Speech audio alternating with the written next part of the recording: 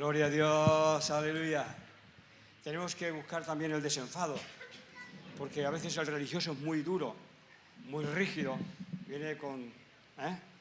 Y entonces hay que aprender a ser sencillos, naturales, y sin perder nunca el respeto, para que la gracia de Dios fluya a través nuestro. Estamos en tiempo de Pentecostés, y bueno, no podía por menos de recordar la victoria de ayer del Real Madrid. ¡Aleluya! 14. ¿Qué hay que hacer? ¿Qué más hay que hacer para demostrar que son los mejores? ¿Qué más hay que hacer?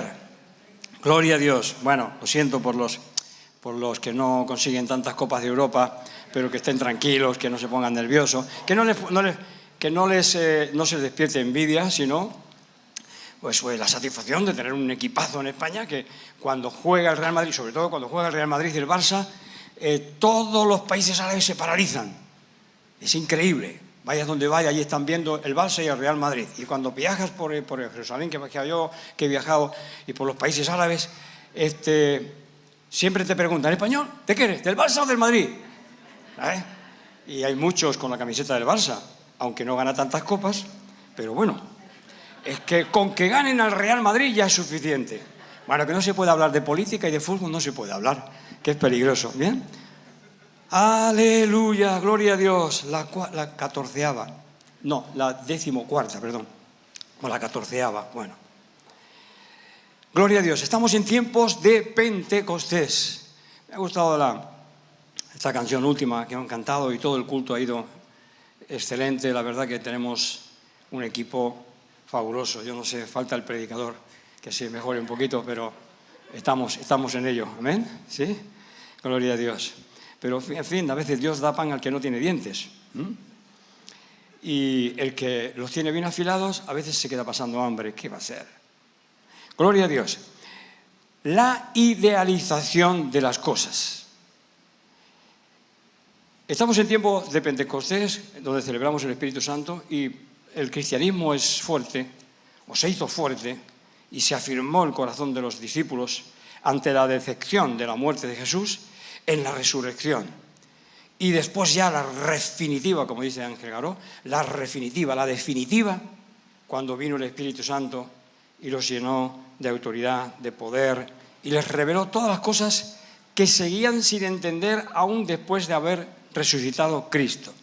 ¿Qué estamos intentando, o qué estoy intentando decir? Los discípulos vivieron con Jesús, y a veces nosotros con el Jesús externo, con el Jesús hombre, y aunque a veces vieron manifestaciones del Señor Jesús que eran sobrenaturales, como la aparición caminando sobre las aguas, etcétera, etcétera, tantas de ellas, la aparición a María Magdalena, que no lo reconocía, cuando iba camino de Emaús, los discípulos no lo reconocían, no sabían quién era. Así es que había una manifestación también sobrenatural, evidentemente sobrenatural, en sus apariciones a los apóstoles, pero no lo reconocían, y cuando lo reconocían no conseguía cambiar su vida. Solamente cuando vino el Espíritu Santo dentro de ellos es que cambian las vidas. Solamente cuando tenemos un encuentro personal, trascendente, es decir, cuando viene el Espíritu Santo sobre nosotros, cuando descubrimos el Cristo interno, es cuando se produce realmente ese cambio y rompe todos los paradigmas, rompe todas nuestras estructuras. Vamos a leer en Hechos 1, 12 al 26. Lo leímos también el miércoles y lo he leído ya algunas veces, pero voy a hacer un poquito de énfasis en esto, porque cómo les costó a los apóstoles romper su idea y su concepto, lo que ellos esperaban de Jesús, y que aún después de muerto y resucitado, todavía no conseguían entenderlo. Hechos 1, 12 al 26. Entonces volvieron a Jerusalén desde el monte que se llama del Olivar, el cual está cerca de Jerusalén, camino de un día de reposo. Fíjense hasta dónde llegan los conceptos religiosos. Yo estaba ahí en el monte de los Olivos, del Olivar, y caminando hay que bajar el valle del Cedrón y subir enseguida, pasas un poquito la ciudad y llegas al monte donde estaban, el monte Sión, donde estaba el lugar donde estaban refugiados los apóstoles, escondidos allá, ¿sí? Y en 20 minutos has llegado. Y por un día de reposo les llevaba un día, o sea, caminando un día de reposo les costaba un día el día de reposo. Me voy reiterando demasiado. Entonces, ¿cómo tendrían que ir caminando? Cuidado, que es día de reposo, y entonces que no se me doblen las rodillas, despacito. La religión forma conceptos a veces que cuesta llevarlos a la práctica.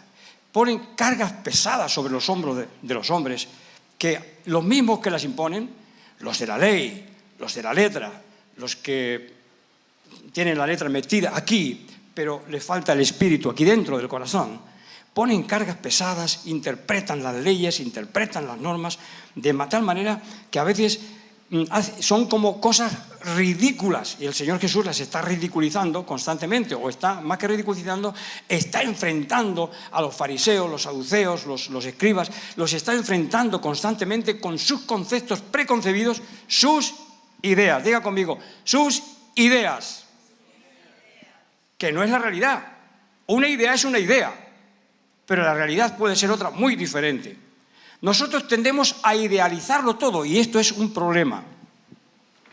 Así que iban camino de un día de reposo, y entrados subieron al aposento alto donde moraban Pedro, Jacobo, Juan, Andrés, Felipe, Tomás, Bartolomé, Mateo, Jacobo, hijo de Alfeo, y Simón, Celote, y Judas, hermano de Jacobo. Aquí aparece un Jacobo más, aquí aparece un Santiago más, que no era apóstol del Señor Jesús, sino Judas sí que era apóstol del Señor, y Jacobo, o sea, Judas, hermano de Jacobo, que era el hermano mayor de la familia y era el hermano mayor de Jesús, pero no era hijo de María.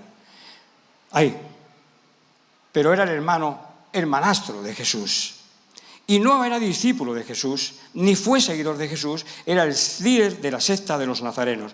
Todos estos perseveraban unánimes en oración, no Santiago, el hermano del Señor, sino Judas, que era apóstol. Y todos estos perseveraban unánimes en oración y ruego con las mujeres y con María, la madre de Jesús, y con sus hermanos. En aquellos días Pedro se levantó en medio de los hermanos, y los reunidos eran como 120 en número, y les dijo: varones hermanos, es necesario que se cumpliese la Escritura en que el Espíritu Santo habló antes por boca de David acerca de Judas, que fue guía de los que prendieron a Jesús, y era contado con nosotros y tenía parte en este ministerio, lo perdió.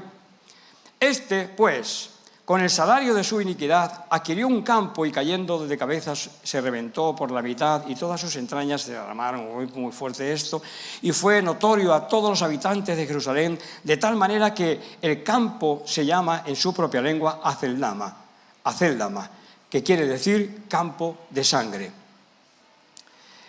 Porque está escrito en el libro de los Salmos: sea hecha desierta su habitación y no haya quien mora en ella, y tome otro su oficio, su lugar, el lugar que dejó vacante Judas.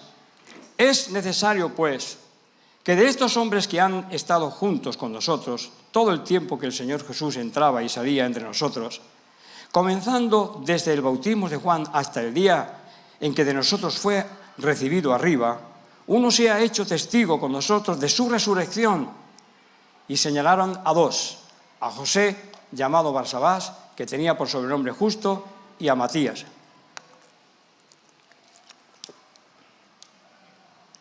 Y les echaron suertes, y la suerte cayó sobre Matías, y fue contado con los 11 apóstoles. ¿Por qué sucedió esto así? El Señor Jesús se había despedido de ellos y no les dijo que echaran suertes para que otro ocupara el lugar de Judas, que había traicionado y que había muerto. No les dijo nada de todo eso. Pero el celo de Pedro por las cosas de Dios, o por lo que él entendía, celo por, no el celo por Dios, celo por las cosas de Dios, no el celo de Dios, que es muy diferente. Entonces, Pedro era una persona muy impulsiva, y en ese compás de espera al que el Señor les dijo que estuvieran, Pedro es muy precipitado y entre la gente, entre los hermanos que estaban allí reunidos, él quería ser el líder y era el líder y ser notable. Y tomar decisiones ya, porque no podían quedarse esperando sin tomar decisiones. A veces nos pasa a nosotros, nos cuesta esperar el tiempo de Dios, el tiempo que Dios marca para nosotros y nos precipitamos. Y cuando nos precipitamos tenemos que desandar lo recorrido y volver al punto donde perdimos el camino.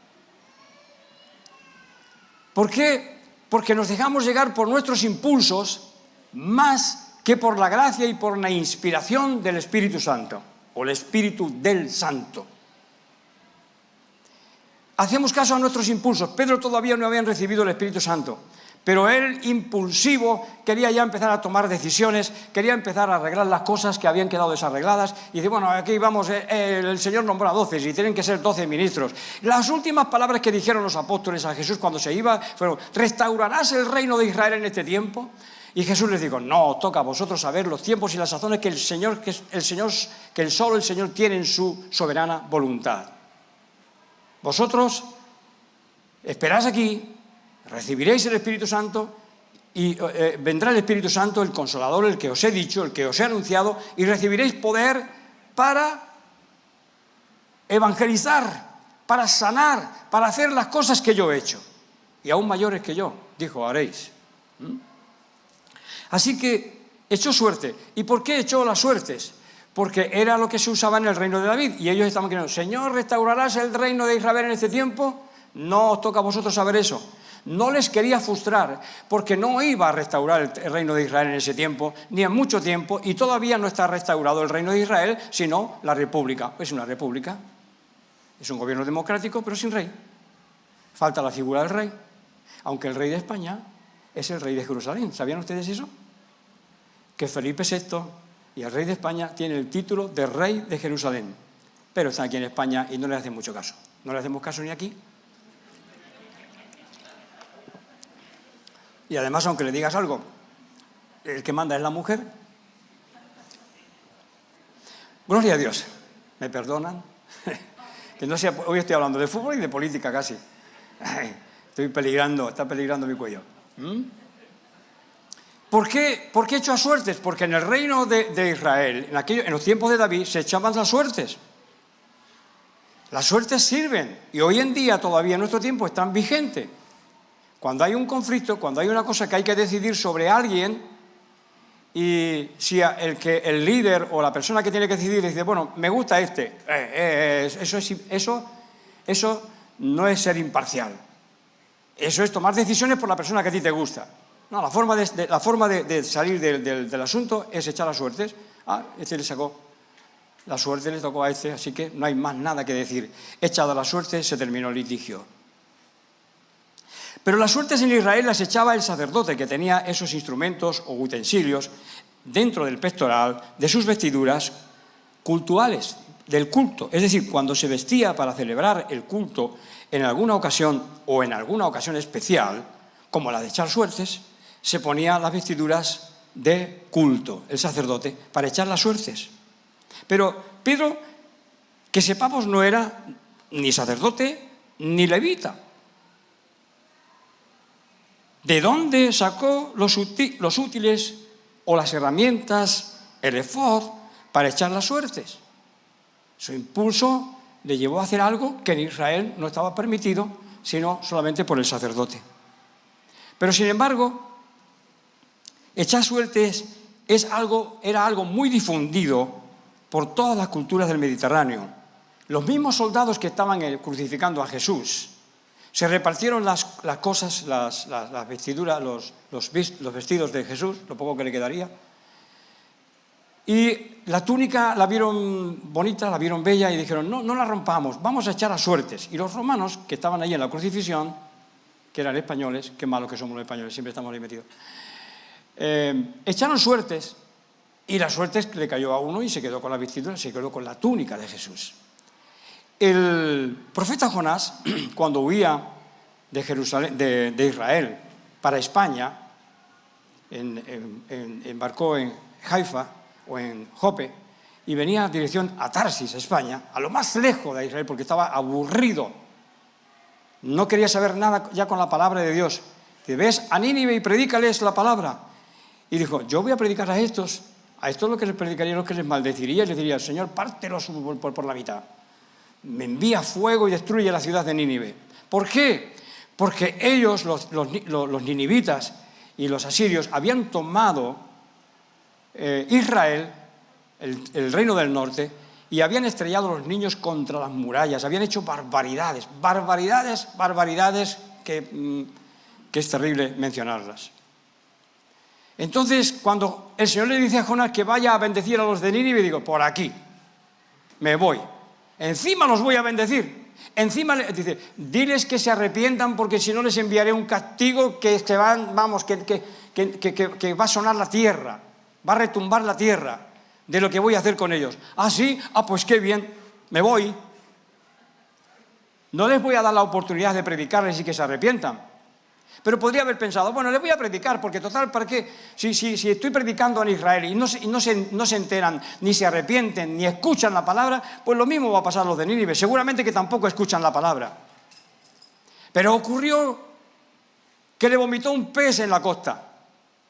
Y los ninivitas adoraban al dios pez. ¡Qué mala suerte que tuvo Jonás! Resulta que le vomitó un pez y dijeron, este es el Hijo de Dios que le ha vomitado un pez. Y entonces empezó a predicar y todo Nínive se rindió a la predicación de Jonás.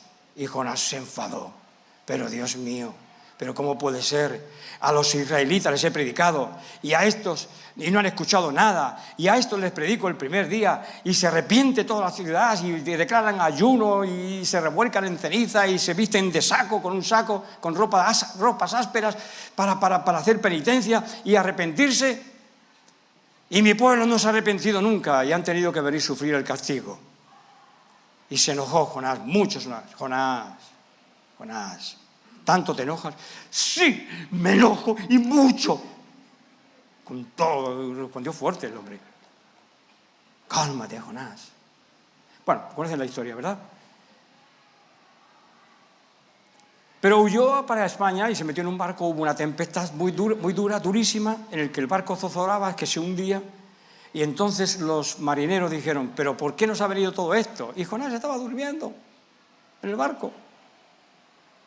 Levántate, dormilón, ¿qué haces tú aquí? Clama a tu Dios a ver si nos libra de esta. Y entonces decidieron echar a suertes. Y la suerte cayó sobre Jonás. Y entonces, este es el culpable de la tempestad. Al agua, pato. Y lo tiraron al agua. Echaron suertes. ¿Qué quiero decir? Las suertes era algo que estaba extendido por todos los reinos del Mediterráneo, de la cultura, lo que era, digamos, la cultura en aquel tiempo. Así que era algo muy difundido. Pero en el reino de Israel, en Judá, no era tanto así. No era tanto así. La historia que le he contado de las suertes de Jonás se encuentra en Jonás 1, 6 o 7. ¿Sí? Así es que, echadas las suertes, se terminó el litigio. Echaron suertes, el culpable era Jonás, al agua Jonás, y se calmó la tempestad. Y vino un pez y se lo tragó. Y fíjate qué bendición que ese pez lo devolvió en tierra, y entonces la gente de Asiria lo vio, se corrió la voz que un pez había vomitado a alguien en la playa y que caminaba, y dice, este es el hijo de los dioses, del dios pez. A veces los designios de Dios son extraños y a veces salen las cosas, cuando hacemos la voluntad de Dios, salen las cosas de una manera que no esperábamos y nos sorprende. Siempre nos sorprende. El Espíritu Santo siempre nos sorprende. Así que el Señor Jesús no les dijo para nada que echaran suertes ni que nombraran a otro en lugar de Judas. Eso fue algo impulsivo. Ustedes saben que el carácter de Pedro era muy impulsivo. Y saben que a veces nuestro carácter también es muy impulsivo, sobre todo algunos. Hay algunos que no se mueven no sé, ni aunque le toquen una salsa sudamericana. No se mueven ni queriendo. Pero hay otros que son muy, muy impulsivos. Y a veces estos impulsos nos llevan a tomar determinaciones y cosas que no, actitudes que no nos convienen, que nos perjudican. Las personas lo idealizamos todo. Y queremos que algo sea verdad, aunque no lo sea. Cuando idealizamos las cosas y los conceptos de una forma obstinada, nos engañamos a nosotros mismos, perdemos el contacto con la realidad y si permanecemos en esa actitud obstinada, perdemos la oportunidad de volver a encontrar el camino, de volver a encontrar la realidad. No podemos vivir sin ideas, y a veces ideotas muy grandes. No podemos vivir sin ellas. Pero lo que no podemos hacer es obstinarnos en que nuestra idea es la verdad y que fuera de esa idea no hay verdad. Porque la verdad no cabe, siempre lo estoy diciendo, la verdad no cabe en una idea. La verdad no cabe en un concepto. La verdad no cabe aquí. Miren cuántas cabezas hay aquí y lo que nos cubre es el espíritu, el neuma. Y cada cabecita o cabezota tiene su idea o ideota. Y es diferente de la ley del otro. Y unos creen que la salvación se pierde y el otro cree que la salvación no se pierde. ¿Se pierde la salvación o no se pierde la salvación? Y se entra en debate, y venga, y toma, y se rompen la cabeza y al final terminan como los carneros. Yo que a veces no entiendo a los carneros, porque no tienen cuernos ni tienen nada más que ¡pum!, cabezazos. Y el otro día vi 2 carneros chocando y agarraron una carrerilla tremenda y ¡pah!, chocaron con la cabeza y uno pegó un revolcón y se quedó tendido en el suelo, desmayado, claro. Y yo tuve que luchar una vez con un carnero que me volteó también. Alfredo, el carnero. Teníamos en el campo de Santa Fe, en la casa bíblica, un carnero que era muy topetón y se escapó de su lugar. Y yo iba con unas herramientas aquí en el hombro, iba cantando alabanzas, y una chica que estaba hoy en Estados Unidos, ¿cómo se llama? Esther. Dice, Alfredo, el carnero. Y yo no era. Cuando me doy la vuelta, veo que viene el carnero. Y me pegó un topetón, me tiró en el aire y me quedé panza arriba, así, con la herramienta por allá. Y yo panza arriba. Y el carnero mirándome así. ¿Y cómo me levanto? Entonces salió un chico de la casa bíblica, jovencito, llamar la atención del carnero para que yo me pudiera levantar. Y cuando me levanto, el carnero otra vez detrás mío. Y no sabía qué hacer con el carnero. Entonces lo toreaba un poco así, pero no tenía un trapo de torero. Y lo toreaba y esquivaba un poco los golpes, pero no había manera. Yo entonces me daban ganas de agarrar el azadón y darle con el azadón por la cabeza. Y digo, pero lo mato al cordero. Y entonces el chico que venía conmigo, no me acuerdo cómo se llama tampoco, ya un chico, el hijo pequeño de Juayer, lo llamó al carnero, Jorge, no, el pequeño, Eduardo, y salió corriendo el carnero detrás de Eduardo. Y allí en Argentina hay unos árboles que se llaman el palo borracho, que son así muy gordos, por abajo del tronco, y tienen unas espinas enormes, durísimas. Y entonces Eduardo va corriendo y se esconde detrás del árbol, y el carnero desvió la trayectoria para seguir a Eduardo y chocó contra el árbol como el palo borracho. Y se hizo unas heridas en el carnero, pero no paraba de topetar. Hasta que lo tuvimos que agarrar y atar y volverla a encerrar. Pero a mí me pegó un golpe que me quedó mareado, no sabía dónde estaba, y cuando miraba, digo, yo pensaba ver al Señor, pero vi la cabeza del carnero allá arriba, mirándome. Si te levantas, te golpeo otra vez. Hay gente que a veces que tenemos la cabeza muy dura, obstinados en nuestras cosas como un carnero, ¿sí? Obstinados en nuestras ideas. Y a veces lo tremendo es que, tenemos una idea, no podemos vivir sin un concepto. Son como muletillas que nos permiten caminar, y alguien que no sabe caminar en el espíritu necesita estas muletillas, porque si le pegas una patada a la muletilla, se puede caer. Entonces hay que dejarlos, hay que hablar, hay que darles la oportunidad de que Dios les pueda revelar algo diferente, algo mejor. ¿Se pierde la salvación o no se pierde? Yo de un día en el Plenilunio, que es un supermercado muy grande, dejé mi coche y lo dejo siempre con confianza porque me oriento siempre y voy, siempre voy al lugar. A mi esposa le cuesta un poquito más, pero siempre llega. Y entonces, cuando terminé de hacer lo que tenía que hacer, bajé al parking y voy donde estaba mi coche. Y no estaba mi coche. Digo, ¿pero qué ha pasado aquí? Me han robado el coche. Pero si yo lo dejé aquí, seguro que lo dejé aquí. No, a lo mejor lo dejé en otro lado. No, no, lo dejé aquí. Y estaba seguro que lo había dejado ahí. Pero en el parking de más abajo.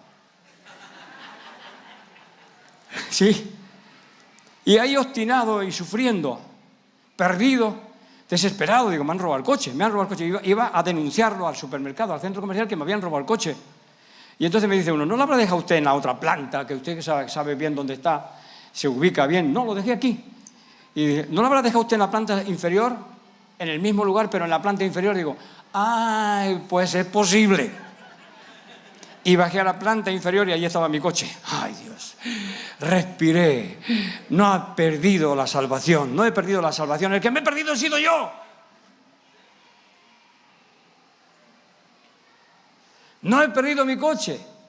Mi coche estaba donde tiene que estar. El que me he perdido he sido yo. La salvación no se pierde. Si se pierde, tienen razón los dos. Pero el que yo digo que la salvación no se pierde, el que te pierdes eres tú. Tú tienes que ocuparte en tu salvación para no perderla. Como Judas. O como otros tantos. O como nos advierte el apóstol Pablo. Nuestra actitud puede llevarnos y la obstinación nos puede llevar por caminos que nos aparten, que nos alejen de Dios. Hermano, Dios nos está llamando a que seamos flexibles, que seamos un poco flexibles, que no tengamos esa rigidez. Las cosas tienen que ser así, si no son así, pues chao. No, hombre, no, las cosas son así y como dice el otro también, algo de razón tendrá el otro también. Porque aquí habemos muchos y el aire nos cubre a todos y cada uno está respirando su porción de aire, neuma. Por eso las Escrituras comparan al Espíritu Santo con neuma, con el aire. Cada uno está respirando su porción. Y aquí, de lo que estamos hablando y de lo que hemos vivido hoy, cada uno está recibiendo su porción, la que es capaz de recibir.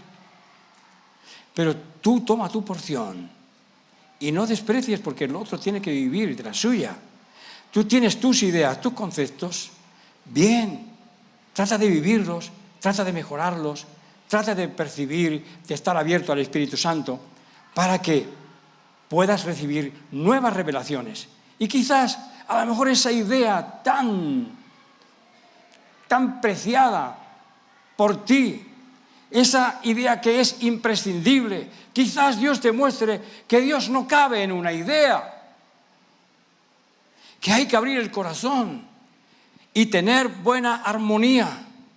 Un músico no hace una orquesta. Tener buena armonía, buena relación, para entrar dentro del concierto de Dios. Dentro del concierto, dentro del programa, dentro del proyecto que Dios tiene preparado para esta ciudad, para nosotros, para esta ciudad y para el mundo, para que podamos ocupar nuestro lugar. ¿Se pierde la salvación? Dios no te retira la salvación. Dios ha muerto por ti. Eres tú el que puedes despistarte y perderla. Perder la orientación y no saber dónde has dejado el coche.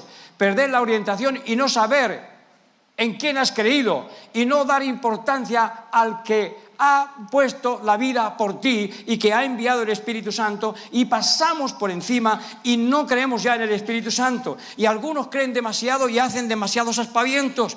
Creen demasiado y hacen demasiados aspavientos, pero la realidad del Espíritu Santo está en las Escrituras y es inconmovible. ¿Por qué? Porque lo digo yo, porque es una idea mía, no, porque lo veo en las Escrituras. Nadie se ha movido si antes no ha venido el Espíritu Santo. Los apóstoles no entendían nada de lo que Cristo estaba diciendo. Y el apóstol Pedro se tomó con su carácter impulsivo y para poner en marcha su idea o ideota que tenía, porque era una ideota, restablecer el reino de Israel en aquel tiempo. Como se había ido Jesús y no lo había restaurado, bueno, pues vamos a ponernos en marcha porque lo tenemos que hacer nosotros. Impulsivo, era muy impulsivo. Y a veces los impulsos son buenos porque, oye, tener un Ferrari, un coche que le toca y se embala, vale, está bien, hay que controlarlo. Es preferible tener un Ferrari, yo tengo un buen coche. Sobre todo es bueno porque cuando estuve muy enfermo no podía sentarme en un coche pequeño porque no podía levantarme. Y el mío hacía así y estaba sentado. Y dentro del coche. Y hacía así y casi salía de pie de mi coche. ¡Ay, qué bendición! Cuando me di cuenta de eso, digo, es que he hecho la compra más maravillosa del mundo. Mi coche está a la altura justo de mi trasero. No tengo que agacharme, que no puedo salir porque la columna la tenía muy mal. Digo, qué bendición. Pero funciona bien.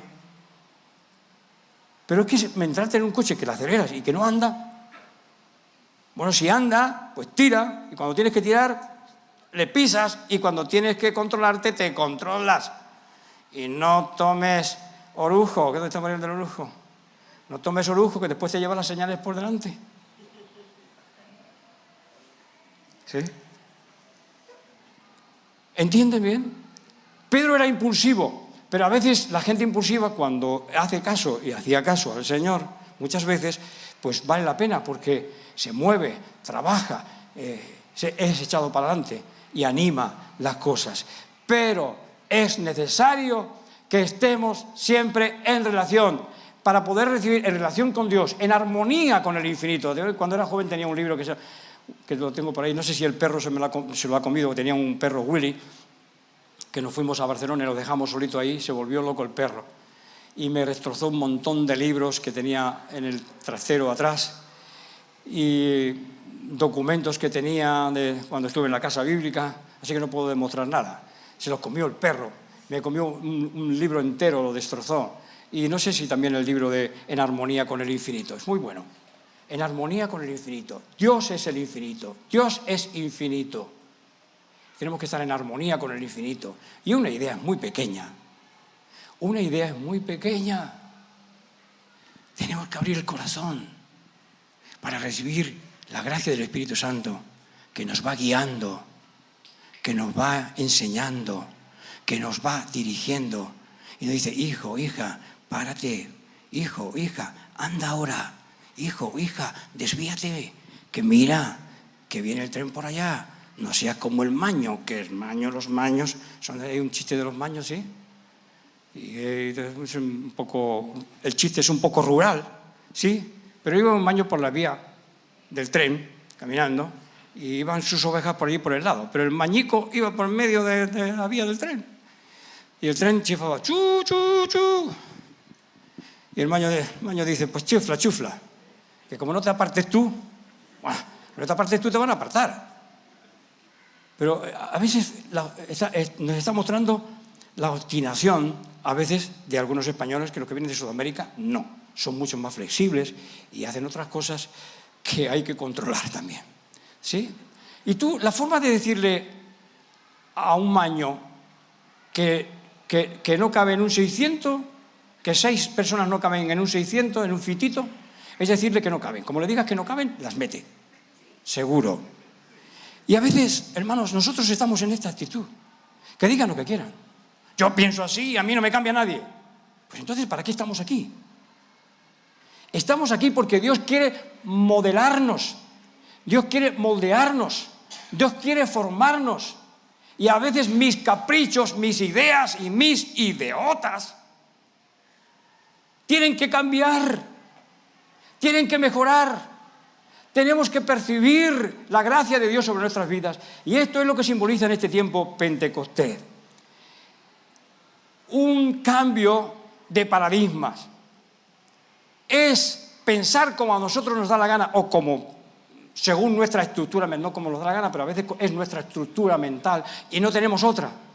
Pero el Espíritu Santo, cuando se derrama el Espíritu Santo, viene sobre nuestras vidas y nos hace, fíjense ustedes, hasta hablar en lengua. Fíjense ustedes que a mí el Espíritu Santo me haga hablar en inglés. Eso sería una maravilla, un milagro. Tremendo milagro. Por cierto, hace mucho tiempo, estando en una iglesia, todavía no me había convertido al Evangelio, bien, no, me había convertido a Jesús porque el Señor había entrado en mi vida. Cuando estaba en mi habitación y buscando a los dioses de la India, a maestros espirituales de la India, a Babaji, Ramana Maharshi, Vivekananda, Yogananda, todos estaban allí puestos en mi habitación. Y yo clamando, porque me había quedado sin maestro, clamando a Dios por un maestro espiritual, porque en el yoga se dice que si no consigues un maestro, no puedes encontrar la realización. Necesitas al maestro. Y los apóstoles tenían al maestro de los maestros. Y allí en mi habitación, por fin, apareció el Señor Jesús. Digo, yo soy a quien tú buscas. En una visión que tuve, que ya lo he contado muchas veces, y que mi padre me bajó del cielo de un tortazo. Ustedes no saben cómo se ven las estrellas cuando te pegan así de esa manera. Y estaba en la iglesia de los carismáticos católicos, de los neocatecumenales, y unas monjitas me dijeron, nos metimos 6 en un 600, 6 en un 600, mi fitito. Unas monjas dijeron, Alfredo, ¿sabe que me han dicho que hay una iglesia en Barcelona, en la calle Anglí? Fíjate, la calle Anglí, que hay un derramamiento del Espíritu Santo tremendo. ¿Podríamos ir allí con tu coche? ¿Nos podrías llevar allí, a la monja? Digo, sí, vamos, ya mismo vamos, a donde ustedes me digan. Yo había recorrido con 1600 por las montañas de Jaén buscando siempre a alguien. Digo, alguien, siempre ha habido gente de Dios y han pasado desapercibidos a muchos. Yo los que haya hoy no quiero que me pasen desapercibidos. Así es que las monjitas me dijeron que había un mover allí de Dios y allí me fui con las monjitas. Y era una iglesia católica, carismática, donde había católicos y evangélicos. Y vino una presencia de Dios, yo llorando, yo lloraba, y allí conocí a Ian McCalla, conocí a Papi Miller, a Daniel Palmadesa y a Papi Pradas, casi el pastor de mi yerno, de la iglesia de mi yerno. Y este pastor, había un hombre que empezó a orar, y oraba en inglés, un inglés perfecto. Ian McCalla llorando. El Papi Miller, que cariñosamente le llamamos Miller, estaba quebrantado. Digo, ¿cómo puede ser lo que está pasando aquí? Escuchando a este señor hablando en inglés o dando una profecía en inglés. Y entonces Ian McCalla se acercó a este hombre. Miren si venía el Espíritu Santo y se puede hablar en lenguas, pero lenguas. ¿Vale? Se acercó a este hombre y le habló en inglés, porque como había profetizado en inglés, él habló en inglés. Y resulta que este hombre era un payés catalán, que no sé de dónde había aparecido, que no hablaba ni el castellano. Y cuando se acercó Ian McCalla a él, se dio cuenta que no le entendía nada. Y el hombre llamó, para Lluís, en catalán. Padre Luis, no sé qué voldria que señor, no entenc res de lo que me quiere decir. Y entonces se acercó el Padre Luis y le digo, es que este hombre no habla inglés. Digo, pero hombre, ha estado profetizando en inglés y a mí me ha hecho polvo lo que ha dicho. ¿Y cómo es que no habla? No, pues es que el Espíritu Santo le ha guiado, así con la mayor naturalidad. El Espíritu Santo le ha guiado y ha hablado en inglés. Fíjense ustedes lo que puede hacer el Espíritu Santo, que yo hable inglés. O que este payés que no hablaba ni castellano hablara inglés. En 2 ocasiones solamente he visto hablar en lenguas así, en mi vida, pero lo he visto. Y después he visto las otras cosas, como Arrabaracatá y así, aluya, ¿sí? Y está bien. Cuando uno se emociona, cuando uno siente la presencia de Dios, y a veces le faltan las palabras, no puede componer un poema, porque la oración no es un poema. La oración es un clamor a Dios, es una confesión a Dios. Dios, perdóname, Dios, esto está mal en mí, Dios, te amo, tu presencia me envuelve y me faltan las palabras. Y así. ¡Aleluya! Pero es preferible eso a no ser nada. Porque se empieza por la carne y a veces se termina en el espíritu. Pero cuando no empiezas, no pasa absolutamente nada. Un día, en mi casa, cuando sabía esto del hablar en lenguas, que los apóstoles estaban hablando en lenguas, no tenemos tiempo de leerlo todo porque sería muy largo. Los apóstoles, vino el Espíritu Santo sobre ellos y hablaban en lenguas, pero es que hablaban el medo, el persa, el arameo, el latín, el griego, hablaban de todos los idiomas porque venían una cosa que nosotros no conocemos del precristianismo. Venían gente a Jerusalén que no venían solamente a ver el templo, veían el templo porque era impresionante el templo, pero se reunían en Sion, donde estaban reunidos los apóstoles, sino de qué predica Pedro y se convierte en 3.000, porque había muchos misioneros, mucha gente que venía a Judá, a Israel o a Jerusalén, y no venían solamente por el templo, sino porque allí estaba la escuela de los profetas que se habían difuminado por todo el mundo. Y cuando Pablo y los apóstoles iban a predicar a las sinagogas. Y de ahí salió la iglesia. Por eso la iglesia quiere decir los llamados fuera del judaísmo, fuera de tanta religión, fuera de tanta ley. Somos los de la gracia, somos los del Espíritu Santo. Y a veces no le damos importancia a esto. Y esto tiene que suceder también en nosotros, porque es bíblico. Es más, es lo que cambió a los apóstoles. Y es más, el Señor Jesús, el mismo Señor Jesús, el ministerio de Juan el Bautista fue largo. Bastante largo porque empezó muy joven. Y el Señor Jesús se mantuvo ahí al margen. Hasta que fue bautizado por Juan el Bautista y descendió el Espíritu Santo sobre él. Y el Espíritu le llevó ahí al desierto para ser tentado.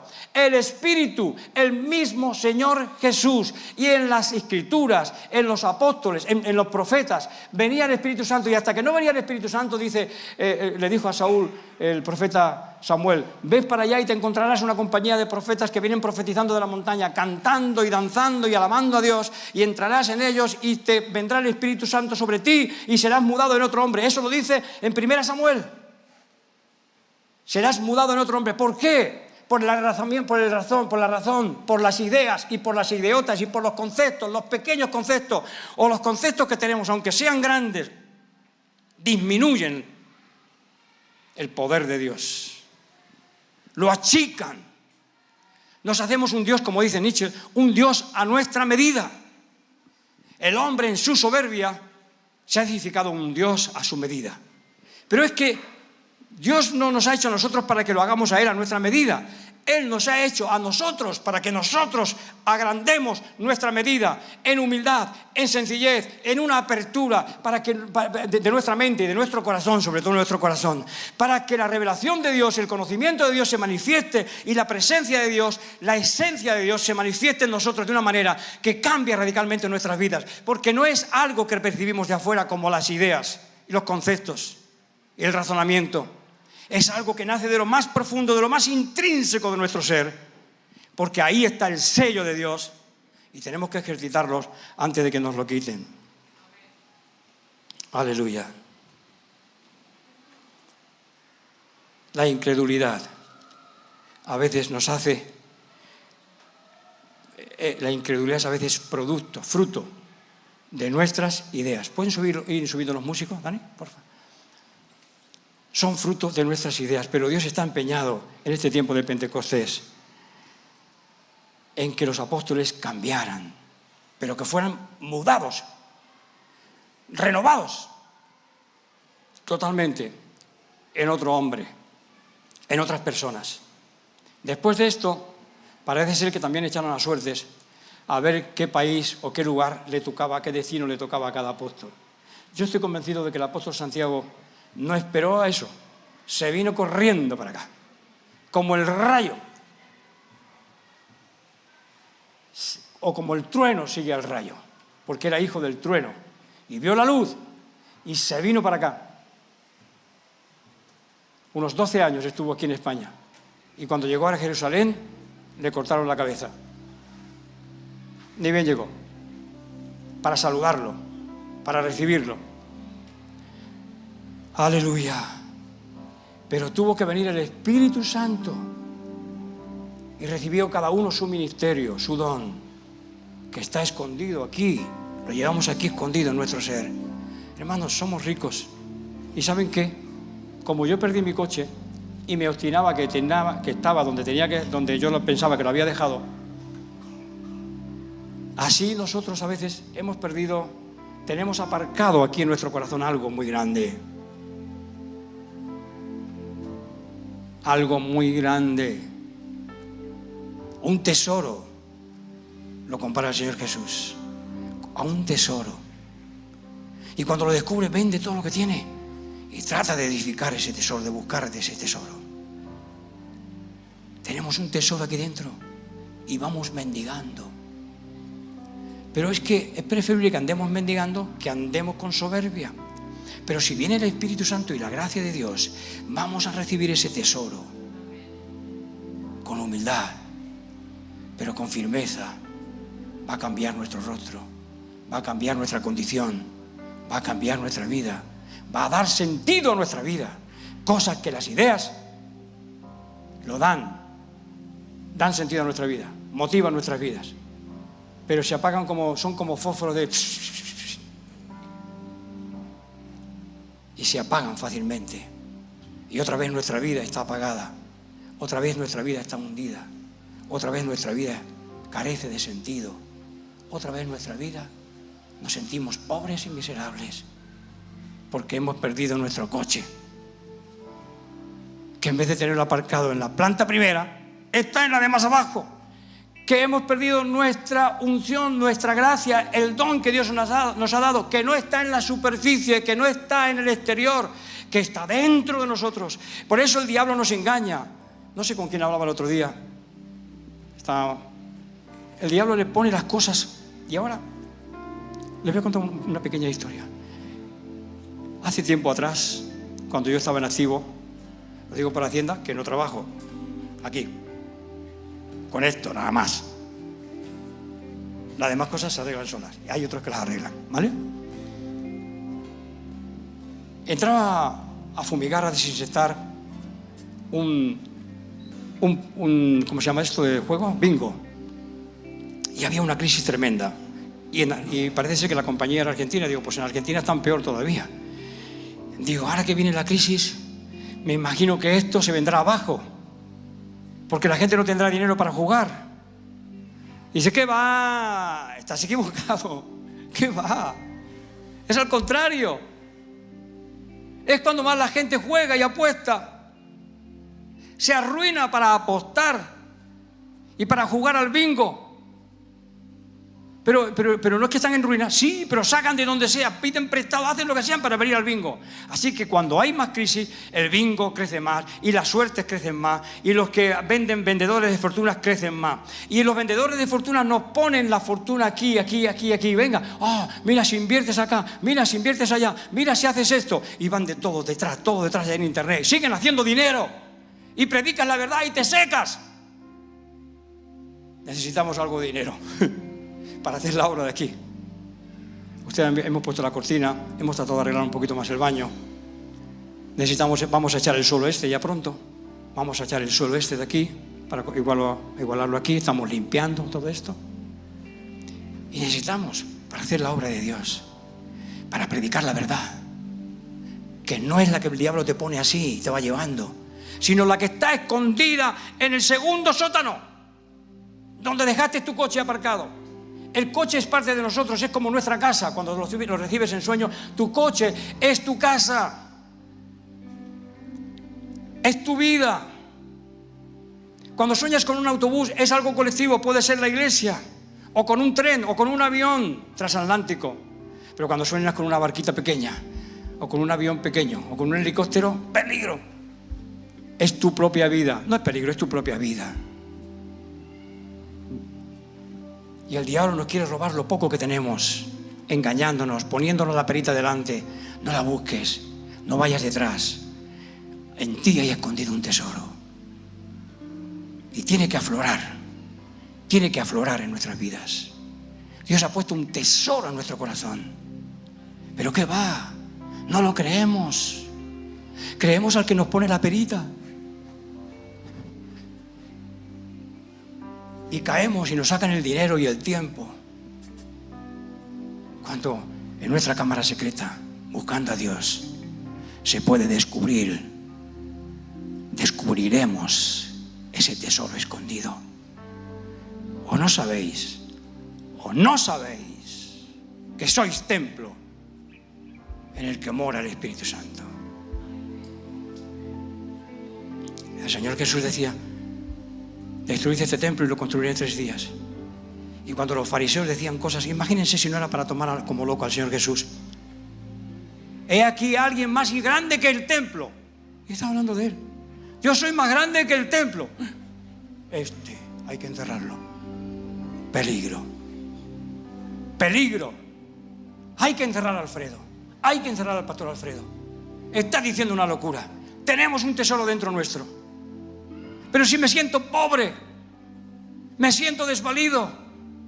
El diablo me dice que no sirvo para nada. Y todo el mundo me dice que no sirvo para nada. Para algo servirás. Para algo servirás. Una vez se presentó, le llevaron a un señor, a un adivino de estos, le llevaron a un señor. Y dice: lo traemos, señor custodio, porque es que no sirve para nada este hombre. No sirve para nada. Es que no aprieta un tornillo. Nada de nada.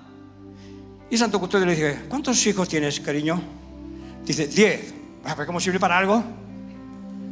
¿Ve cómo sirve para algo? Todos servimos para algo. Todos servimos para algo. Tenemos algún don. Amén. Aunque sea este tan vulgar. Pero también tienes un don. Tienes un tesoro. Y el diablo te engaña diciendo que no y te lo quiere vender fuera. Ese tesoro está escondido en el sótano. No en la primera planta, en el sótano de tu corazón. Profundiza, entra ahí. Y capaz que encuentras el coche que no está en la primera planta, sino en la segunda o en la tercera. Aleluya. Nos ponemos en pie, hermanos. Están muy cómodos. Antes de que se me queden dormidos, les voy a dar caña. Porque yo me tengo que subir aquí porque soy pequeño. Mi yerno se baja ahí abajo, se baja ahí y se le ve todo. Pero yo, si me bajo ahí, no me ven. ¿Sí? Gloria a Dios. Pero les voy a invitar a que nosotros levantemos nuestras manos al Señor.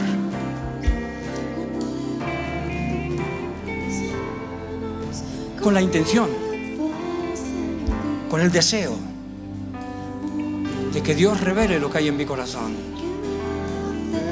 Los cristianos somos los únicos que miramos al cielo con los ojos cerrados. Porque cuando miramos hacia arriba con los ojos cerrados y abrimos nuestro corazón, se nos va la depresión. Aleluya.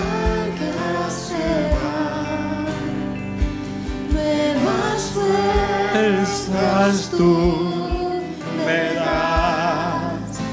Todo esto es posible. Todo esto es posible cuando levanto mis manos. Aleluya. Oh, levanta tus manos con fe. ¿De dónde viene la bendición de Dios? Aleluya.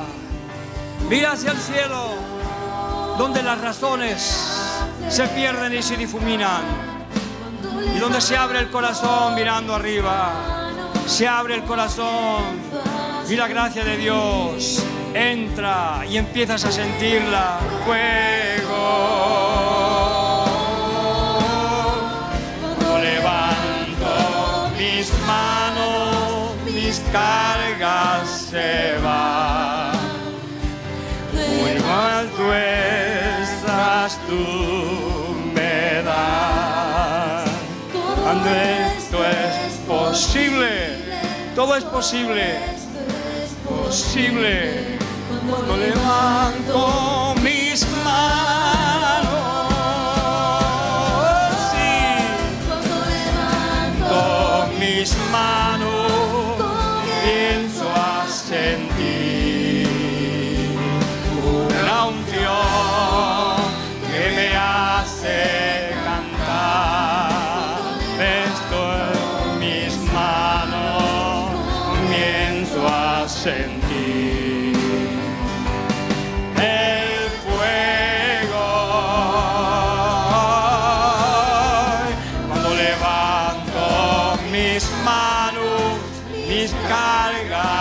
se van. Nuevas fuerzas tú me das. Todo esto es posible, todo esto es posible. Levanto mis manos y el corazón también. Aleluya. Levanto mis manos, aunque no tenga fuerzas. Levanto mis manos,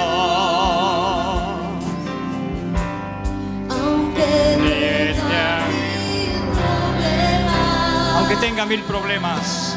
Levanto mis manos. Aleluya. Nuevos aires, nueva revelación, nuevas fuerzas. Una unción que me hace sentar. Nuestro mis manos comienzo a sentir el fuego. Cuando levanto mis manos, mis cargas se van.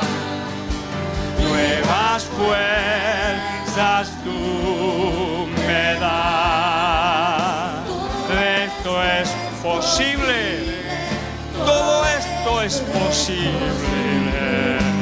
Yo levanto mis manos.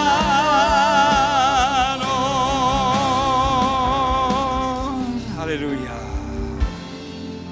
Levantar las manos es un signo de levantar el corazón. Levantar las manos en este caso es un signo de obediencia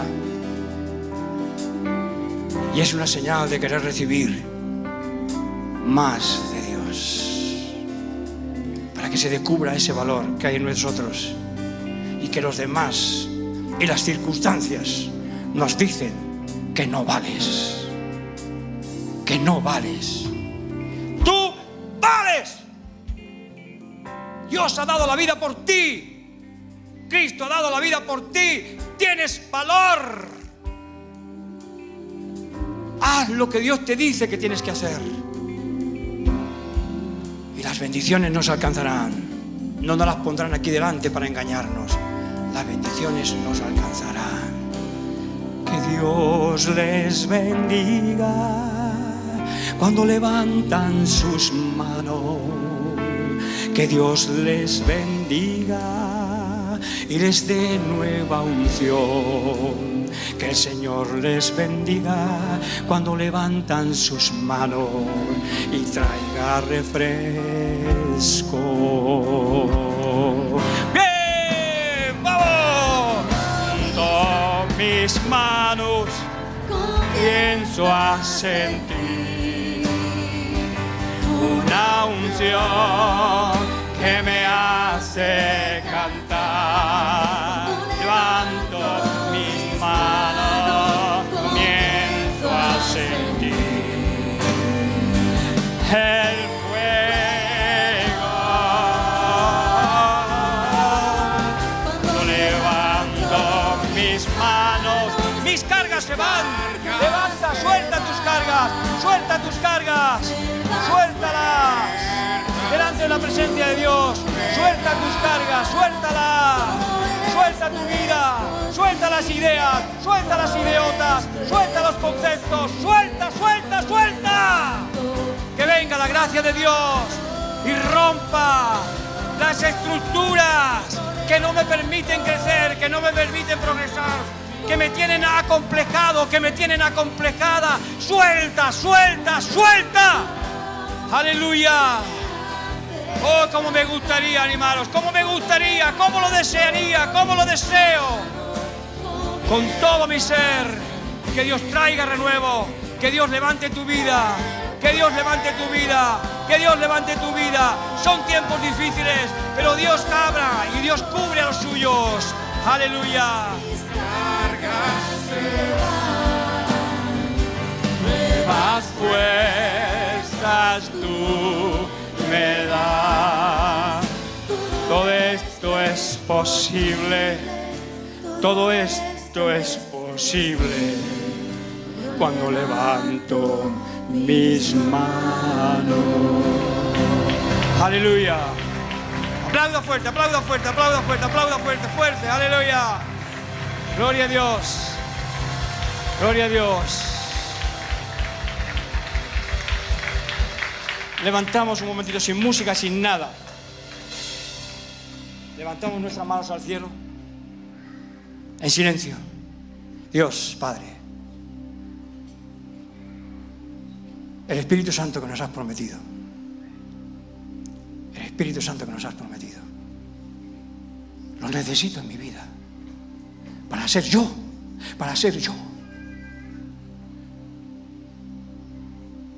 moverme en armonía con mis hermanos, moverme en armonía con tu voluntad. Pero quiero ser yo, quiero cumplir la función con la que tú me has diseñado. Aleluya, aleluya, gloria, gloria, gloria, gloria, gloria, aleluya, amén, amén, amén. Que el Señor los bendiga y que les dé una doble porción de su Espíritu. No podemos vivir sin eso. Vivimos errante con nuestras ideas peregrinas. Necesitamos la unción, la gracia del Espíritu del Santo, del Espíritu del Santo. Gloria a Dios. Les amo, les deseo lo mejor. Y con esa intención he compartido esta palabra con el ánimo, con la intención de darles ánimo y esperanza en la promesa que Dios nos ha hecho de derramar su Espíritu sobre nosotros. Gloria a Dios. Gracias, gracias, gracias, gracias. Gracias. Dios los bendiga, que tengan una buena semana. Amén.